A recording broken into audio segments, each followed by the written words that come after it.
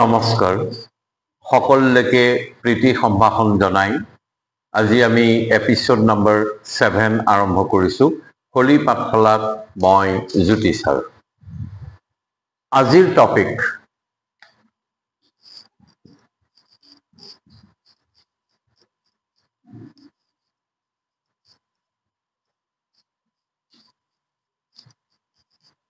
ইন্টাৰোগেটিভ sentence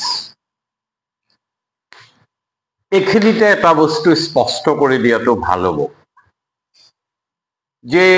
ইয়াৰ আগৰ episode কিতাত negative sentence আছিল আমাৰ টপিক আছিল how to form negative sentences আৰু আজি আমাৰ টপিক হ'ল ইন্টাৰোগেটিভ সেন্টেন্স প্ৰশ্নবোধক বাক্য ঠিক আমি যিমান দূৰ পাৰো এপিসোড নম্বৰ 1 ৰ পৰা আজি 7 লৈকে সকলো বিলাক সিৰিয়াল অৰ্ডাৰত এপিসোড বিলাক সেট কৰিবৰ কাৰণে আমি চেষ্টা কৰিছো নেগেটিভৰ পিছত আমি যে ইন্টাৰোগেটিভ সেন্টেন্সৰ টপিকটো লৈছো ইয়াৰ লগত পৰৱৰ্তী এপিসোডটো জড়িত হৈ আছে যদি কোনো ষ্টুডেন্টে নেগেটিভ নাজানে বা ইন্টাৰোগেটিভ ভালদৰে পৰিষ্কাৰকৈ নাজানে তেন্তে হি নেগেটিভ ইন্টাৰোগেটিভ বুলি আন এটা টপিক আছে এটো আজি আমি ইয়াৰ লগত শেষ কৰিম আৰু তাৰ পিছৰ টপিক কোৱেশ্চন টেগ নেজ লগোৱা প্ৰশ্ন আমি যাক কওঁ সেবিলাক কৰাত অসুবিধা হৈ থাকে যেনেকৈ প্ৰত্যেকটো যেহেতু বিষয় ইটোৰ লগত সিটো জড়িত হৈ থাকে এটা চেইন সিস্টেম এটা নেটৱৰ্কিং হৈ থাকে যি পদে বিশেষ্য পদৰ গুণ বুজাই কোৱালিফাই কৰে তাক আমি বিশেষণ বুলি কওঁ এতিয়া যদি আমি বিশেষ্য পদেই নাজানো তেন্তে বিশেষণ পদ জানিম নে অৰ্থাৎ বিশেষণটো ভালদৰে জানিবৰ কাৰণে প্ৰথমে আমি বিশেষ্য কাক বুলি জানি ল'ব লাগিব বিশেষ্যৰ পিছত বিশেষণ আহে ঠিক it comes in a serial order ঠিক একেদৰে আমি যে নেগেটিভ সেন্টেন্স ইয়াৰ আগৰ এপিসোডত লৈছিলো তাৰ নেক্সট এপিসোড ইন্টাৰোগেটিভ সেন্টেন্স ইয়াৰ পিছৰ এপিসোড হ'ব অৰ্থাৎ এই আমি আজিৰ এপিসোডটো সামৰণি মাৰিম নেগেটিভ হাইফেন ইন্টাৰোগেটিভ এনে এটা বাক্য য'ত নেগেটিভো হয় ইন্টাৰোগেটিভো হয় আৰু তাৰ পিছৰ যেটো এপিসোড হ'ব সেই এপিসোডটোত আহিম কোৱেশ্চন টেগ এটা নেগেটিভ ইন্টাৰোগেটিভ আৰু question tag it comes in a serial order সেইকাৰণে আমি তেনেদৰে সেট কৰি গৈ আছো এতিয়া আহো ইন্টাৰোগেটিভ সেন্টেন্স প্ৰশ্নবোধক বাক্য এই যে ট্ৰান্সফৰমেশন অফ সেন্টেন্সেস ক্লাস 8 ৰ পৰা হায়াৰ সেকেন্ডাৰী পৰ্যায়ৰ যিখিনি ষ্টুডেন্ট আছে তাক যেনেদৰে নেগেটিভ হলে নিয়া থাকিব সিম্পল হলে নিয়া থাকিব কমপ্লেক্স সেন্টেন্স হলে নিয়া থাকিব কম্পাউন্ড সেন্টেন্স হলে নিয়া থাকিব তাত ব্ৰেকেটত ডাইৰেকশন থাকিব যে আমুকলৈ নিয়া ট্ৰান্সফৰমেশন কৰা আৰু যিবিলাক বাক্য সেই পৰীক্ষাত দিয়া হয় সেই বাক্যবিলাকৰ ভিতৰত এটা কোৱেশ্চন আহে ইন্টাৰোগেটিভ টাৰ্ন ইনটু ইন্টাৰোগেটিভ সেইকাৰণে আমি আজি ইন্টাৰোগেটিভ সেন্টেন্স কেনেদৰেনো ফৰ্মেশন কৰা হয় অৰ্থাৎ ইন্টাৰোগেটিভ হলৈ টাৰ্ন কৰিবলৈ এটা বাক্য ইন্টাৰোগেটিভ হলৈ নিবলৈ আমি কি কি নিয়ম আমি প্ৰয়োগ কৰিম সেইটোই হ'ব আজিৰ এপিসোডৰ মূল বক্তব্য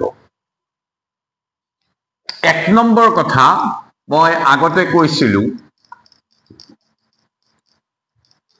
অক্সিলিয়াৰী ভাৰ্ব যাক আমি আন এটা নাম হেল্পিং ভাৰ্ব বুলিও কৈছো ইংৰাজীত total number of auxiliary verbs in English 24 ইংৰাজীত 24টা auxiliary verb আছে সেই 24টা কি যদি আমি প্ৰেজেন্ট টেন্সত চাও am is are past tense চাও was were future tense চাও তেন্তে হলে shall will আৰু এই আটাইকেইটাৰে নেক্সট অপচন বিলাক হৈছে should shall should will would must may might used to dare to ought to এনেদৰে total number of auxiliary verbs in English is 24 এই 24টা auxiliary verbৰ সম্পৰ্কে ইংলিশ গ্ৰামাৰ বিলাকত স্পষ্টকৈ লিখা আছে সেই ভাৰ্ব কিটা মনত ৰাখি লব লাগিব কাৰণ অক্সিলাৰি ভাৰ্ব যদিও সৰু সৰু ভাৰ্ব যেন লাগে সহায়হে কৰে এনে ধৰণৰ আমি অলপ উলাই কৰিব পৰা মানসিকতাটো নহয় অতি শুদ্ধ ইংৰাজী লিখিবৰ কাৰণে ফাউন্ডেশন যেটো কোৰ্স আছে সেই ফাউন্ডেশন কোৰ্সৰ এটা ইম্পৰ্টেন্ট বস্তু হৈছে অক্সিলাৰি ভাৰ্ব সেই অক্সিলাৰি ভার্বটো যদি আমি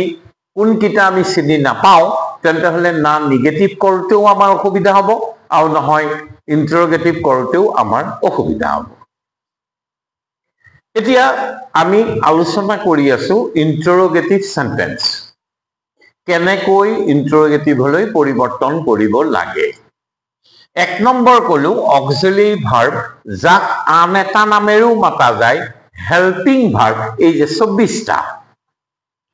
তাৰ পিছত সেই যেটো যদি অক্সিলাৰি ভাৰ্ব থকা এটা আমি সেন্টেন্স পাও সেই 24টাৰ কোনোবাটো তাক সাবজেক্টৰ আগলৈ লৈ আহি পিছত কোৱেশ্চন মাৰ্ক দিলে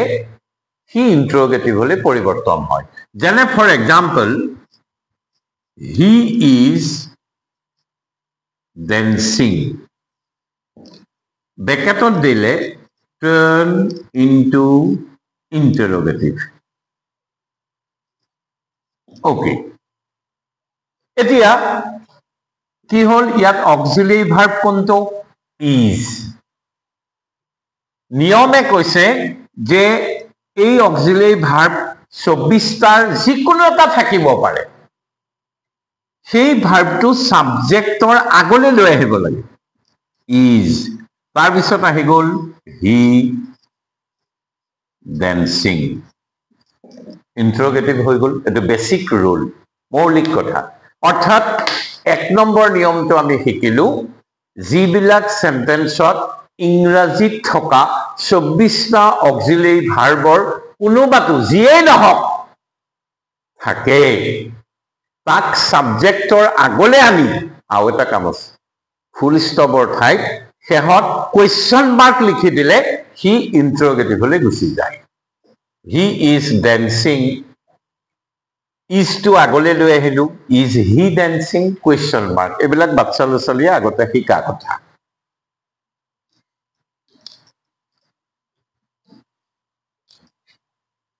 এবাৰ ক্লাছত এটা জমনি হৈছিলে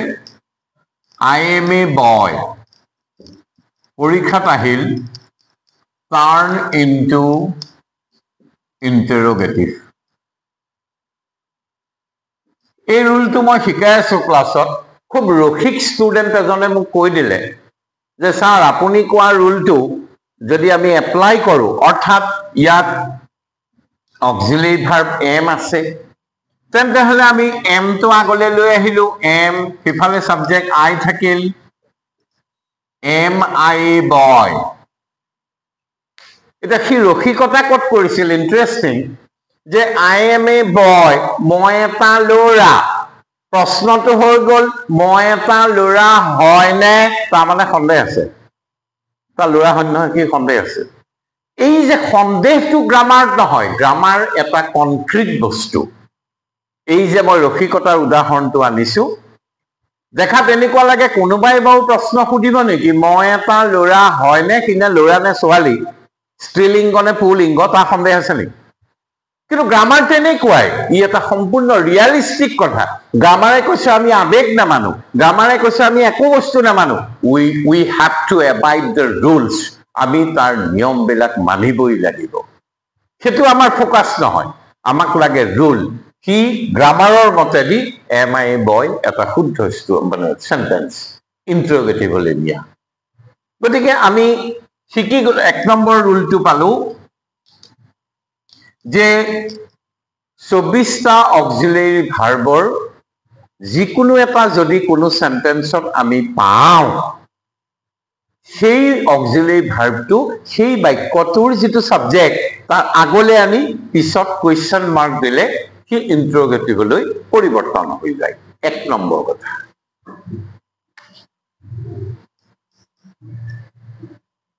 দুই নম্বৰলে আহিম দুই নম্বৰটো আৰু ইন্টাৰেষ্টিং যদি আমি পৰীক্ষাত এনে সেন্টেন্স পাও যত নেকি অক্সিলাৰী ভাৰ্ব নাই সব বিলাক মেইন ভাৰ্ব হে আছে এই 24টা অক্সিলাৰী ভাৰ্বৰ এটাও নাই মেইন ভাৰ্বে আছে সব তেতিয়া আমি কি কৰিম ইজি তেতিয়া ইউজ অফ ডু ভাৰ্ব তেতিয়া আমি ডু ভাৰ্বৰ সহায় লম যেনে for example you go there পৰীক্ষাত আহিল turn into interrogative এটা go to এটা তো auxiliary verb নহয়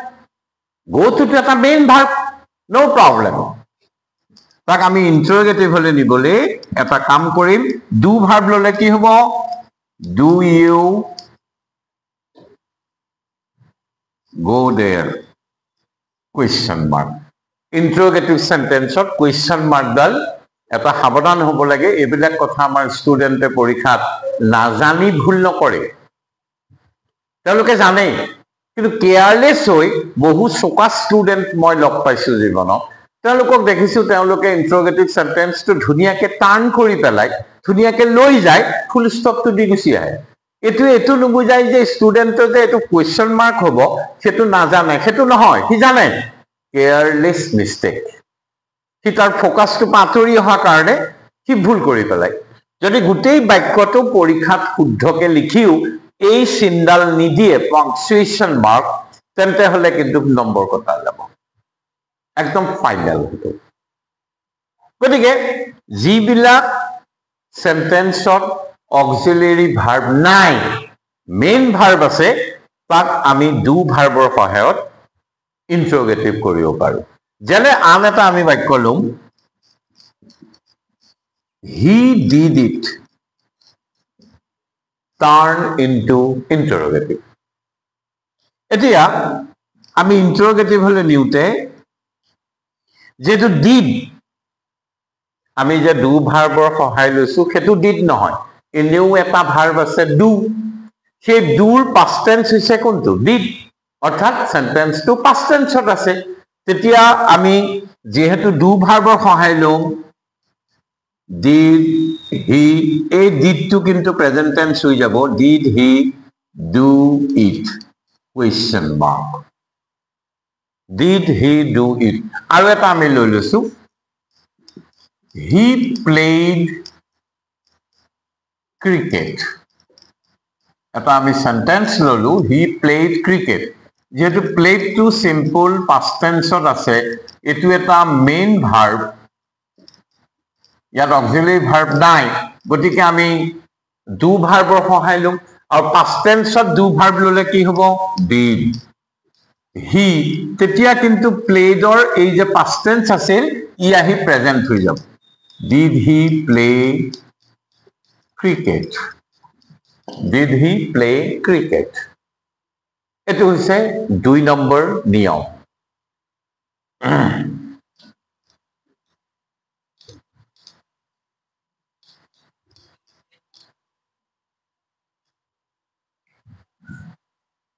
তিনি নম্বৰ আৰু এটা পইণ্ট আমি খুব ধুনিয়াকে আমি গুৰুত্ব দিব লাগিব এই যে হ্যাভ যিবিলাক ভাৰ্বত থাকে আমি জানো যে হ্যাভ এটা auxiliary verb basically have has had এই তিনিটা অক্সিলাৰী 24টাৰ তিনিটা কিন্তু হ্যাভৰ সদায় ডুৱেল ইউজ থাকে অৰ্থাৎ হ্যাভ সি অক্সিলাৰীও হ'ব পাৰে আৰু 2 একেটা হেভ সি মেইন ভাৰ্ব হ'ব পাৰে হেভে সি অক্সিলাৰীও হয় আৰু মেইন ভাৰ্বো হয় এই হেভৰ ডুৱেল ইউজ আছে যেনে মই উদাহৰণ হিচাপে দুটা দিম কোট অক্সিলাৰী চাব auxiliary I have done it ইয়াত ডানৰ ডু ভাৰ্বটো মেইন ভাৰ্ব ইয়াত সহায় কৰিছে হেভটো ইয়াত অক্সিলাৰী হল ইয়াত হেভটো অক্সিলাৰী কিন্তু একেটা হেভে মেইন ভাৰ্বো হৈ যাব পাৰে মেইন ভাৰ্ব যেনে I have my meal in time I have my meal in time ইয়াত কিন্তু বেলেগ ভাৰ্ব নাই ইয়াত হেভটোৱে আছে ইয়াত কিন্তু সি অক্সিলাৰী হৈ থকা নাই ই এটা মেইন ভাৰ্ব এতিয়া আমি কি শিকি আছো ইন্টাৰোগেটিভ কেনেকে দিয়ে যদি অক্সিলাৰী ভাৰ্ব থাকে তাক আগলৈ লৈ আহিলে নিয়ম নম্বৰ 1 পিছত কোৱেশ্চন মাৰ্ক দি দিলেই কথা শেষ কিন্তু যদি হেভটো মেইন ভাৰ্ব হিচাপে থাকে তেতিয়া কিন্তু আমি ডু ভাৰ্বৰ সহায় ল'ব লাগিব যেনে আমি সেন্টেন্স দুটা লৈ ললে আমাৰ স্পষ্ট ধাৰণাটো হৈ যাব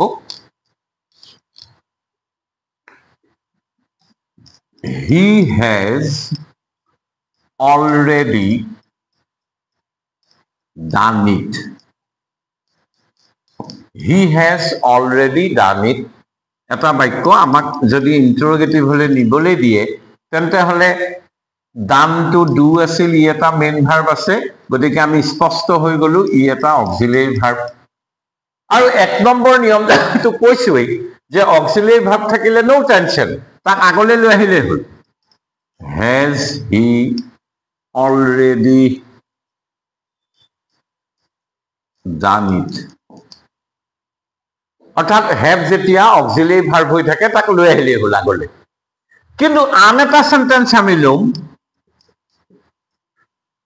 He has his breakfast এটো কিন্তু হায়াৰ সেকেন্ডাৰীত এবাৰ আহিছিল দেই কোৱেশ্চন বেংকত চালে এই সেন্টেন্সটো তোমালোকে পাই যাবা He has his breakfast at 6 He has his breakfast at 6 higher secondary ফাইনেলত এবাৰ আহিছিল turn into interrogative turn into interrogative interesting এটা বহু ষ্টুডেন্টে লিখিছে ভুলটো যোনটো কি ভাবিছে হেজটো আছে গতিকে আগলৈ লৈ যাও has his breakfast কি has he his breakfast আমুক আমুক আমুক এডাল ভুল কাৰণ ইয়াত হেজটো তেওঁ ভাবি লৈছে যে সি অক্সিলাৰী ভাৰ্ব হৈ আছে কিন্তু ইয়াত আসলতে বাক্যটো ভালকে যদি স্ট্ৰাকচাৰটো চোৱা যায় হেজৰ বাদে বেলেগ ভাৰ্ব আছে নে নাই মানে সি মেইন ভাৰ্ব তে মেইন ভাৰ্ব হলে ইন্টাৰোগেটিভ কৰিবলৈ আমি কি সহায় ল'ব লাগিব ডু ভাৰ্বৰ তেতিয়া যেহেতু হেজ আছে গতিকে কি আহিব ডু আহিব নে ডাজ আহিব ডাজ আহিব ডাজ হি আকৌ হেজ টু গৈ কি হৈ যাব have his breakfast at 6 does he have his breakfast at 6 অৰ্থাৎ আমি ভালকে চাব লাগিব মোৰ কবলগীয়া কথা মই জোৰ দিবলগীয়া কথা মই বেছিকে ফোকাস দিবলগীয়া কথাটো হল এইটোৱেই যে have verb থকা কোনো সেন্টেন্স থাকিলে আমি খুব ভালকে চাম যে whether it is used as auxiliary verb or main verb he auxiliary হৈ আছে নে main verb হৈ আছে যদি auxiliary হৈ আছে সাবজেক্টৰ আগলে আমি পিছত কোৱেশ্চন মাৰ্ক দিলে হৈ গল আৰু যদি হে he main verb হৈ আছে তেন্তে হলে আমি ডু ভাৰ্বৰ সহায়তা ইন্টাৰোগেটিভ কৰিম আৰু এটা সেন্টেন্স লম এবাৰ পৰীক্ষাত আহিছিল হায়াৰ সেকেন্ডাৰী পৰীক্ষাত The girl had to dance in the function.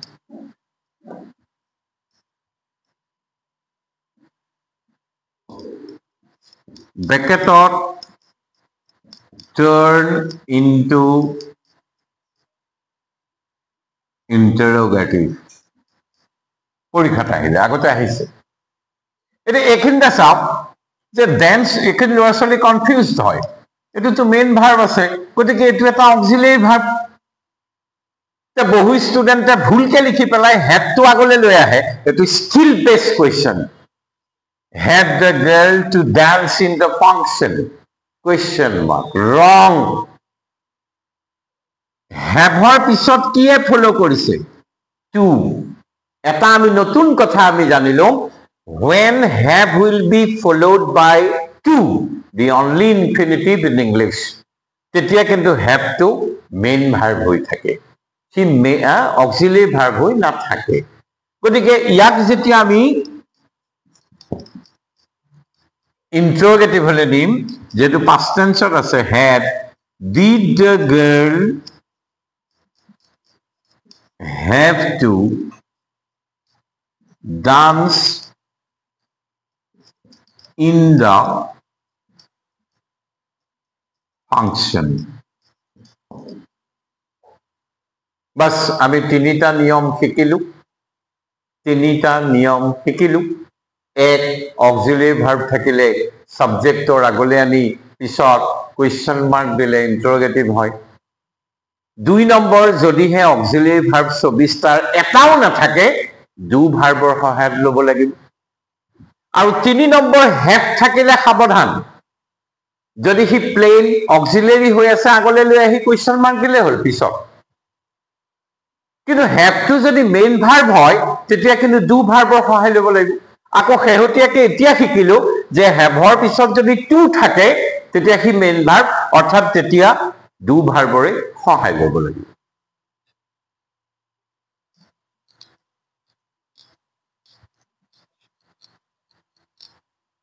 4 number পইণ্টটো হল ইন্টাৰেস্টিং পইণ্ট 4 নম্বৰ পইণ্টটো হল যিবিলাক নিগেটিভ ওয়াৰ্ড থাকে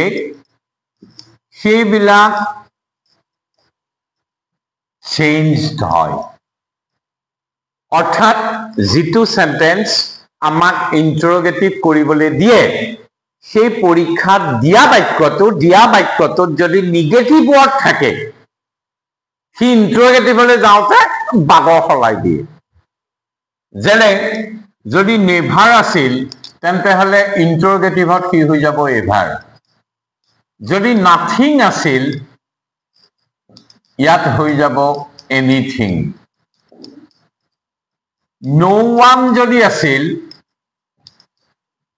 বা নান আছিল তেন্তে হলে ইন্টারোগেটিভ হলে নিউতে হৈ যাব এনি ওয়ান যদি নো বডি আছিল ইয়াত হৈ যাব এনিবডি পৰীক্ষাত এবাৰ মেট্ৰিকত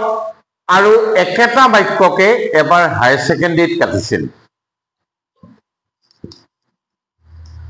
there is nothing better than a busy life there is nothing better than a busy life ব্যাকেটত কৈ দিছে turn into interrogative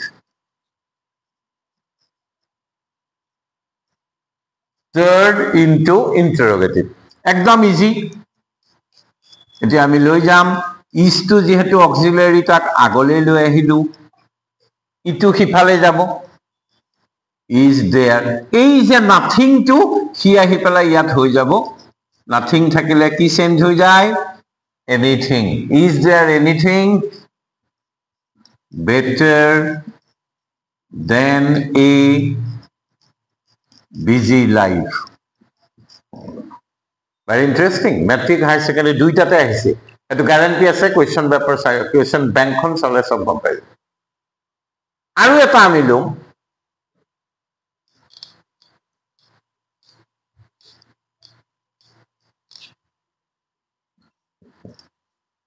I can never forget you. ব্ৰেকেটত আহিল এটো আহিছে বাক্য মেট্ৰিক হাই সেকেন্ডাৰী দুইটাতে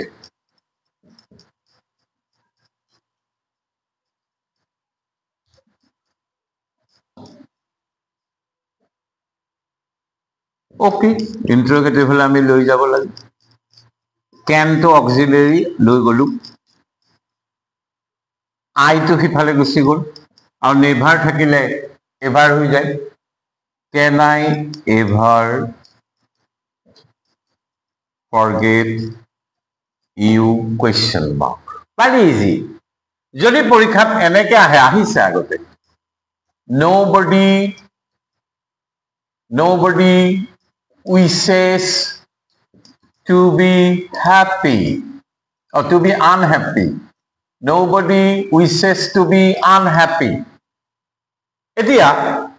ইয়াক ইন্টাৰোগেটিভ নিবলে যাওঁতে আমি কি লগাম যেহেতু উইশ টো এটা মেইন ভার্ব গতিকে ডু লগালে উইশেস ডাজ হৈ যাব ডাজ nobody ঠাইত চেঞ্জ হৈ যাব negative word anybody wishes or ঠাইত হৈ যাব ডাজ দিলো যেহেতু wish to be unhappy question mark অর্থাৎ 4 নম্বৰ কথাটো আমি এইটোই ফোকাস দিলো যে ইন্টাৰোগেটিভ হলে নিউতে যেটো বাক্য ইন্টাৰোগেটিভ হলে আমি দিম তাত থকা নেগেটিভ ওয়াৰ্ড বিলাক চেঞ্জ হৈ যায়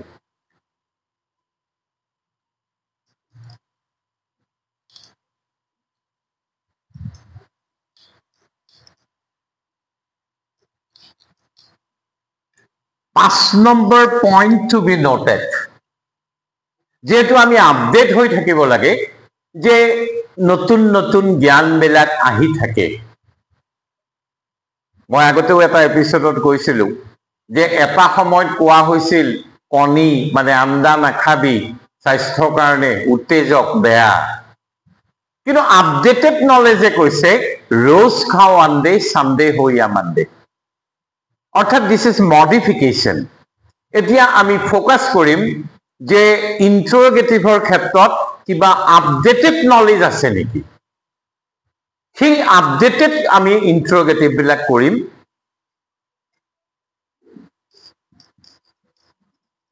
everybody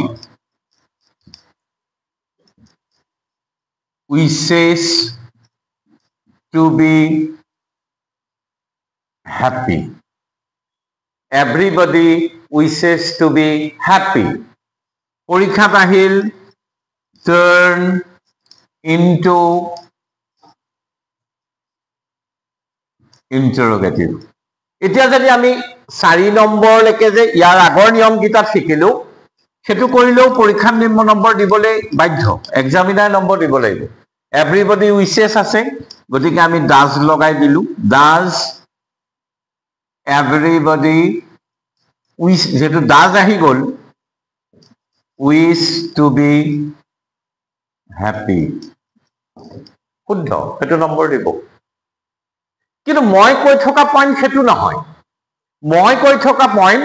এটুকে বেলেগ প্ৰকাৰে কৰিব পৰাকে মডাৰ্ন গ্ৰামাৰিষ্ট বিলাকে আধুনিক ব্যাকৰণবিদ বিলাকে কিবা নতুন চিন্তা কৰিছে নি কৰিছে সেটোটো হলেই অৰ আমি প্ৰশ্নহে খুদিব লাগে প্ৰতিজনে প্ৰত্যেকেই সুখী হ'ব খোজে আমি যদি WH কোৱেশ্চন ওয়ার্ড দি পেলাই লগাই দিও কোনেনো সুখী হ'ব নখোজে মানে সকলোৱে সুখী হ'ব খোজে কোনেনো মাংস খাই ভাল নাপায় সকলোৱে মাংস খাই ভাল পায় তেনেকেও কৰিব পাৰি গতিকে এটোৰ আপডেটেড ফৰ্মটো হ'ল who doesn't wish to be happy এবাৰ হায়াৰ সেকেন্ডাৰী পৰীক্ষাত আহিছিল nobody trust a liar turn into interrogative nobody trust a liar, very important. এতিয়া যদি আমি পুৰণা ফৰ্মলৈ যাওঁ সেইটো নম্বৰ দিব, মই এইটো ভুল কৰিব নালাগে যে সেইটো নম্বৰ নাপাওঁ। ডাজ আহি গ'ল, nobody ঠাইত যেহেতু নিগেটিভ ৱাৰ্ড চেঞ্জ হৈ যাব anybody। ট্ৰাষ্ট এছটো নাইকিয়া হৈ যাব কাৰণ ডাজ লগাই দিলো, ট্ৰাষ্টৰ ঠাইত এছটো নাইকিয়া, ট্ৰাষ্ট এ লায়াৰ কুৱেশ্যন মাৰ্ক। কিন্তু আপডেটেড যিটো মই ফ'কাছ কৰি থাকিবলগীয়াটো এইটো নহয়, সেইটোতো হয়েই,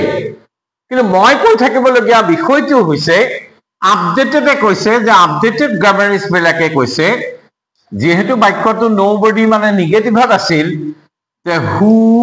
আমি ইয়াত পজিটিভত লিখিম, হু ট্ৰাষ্ট এ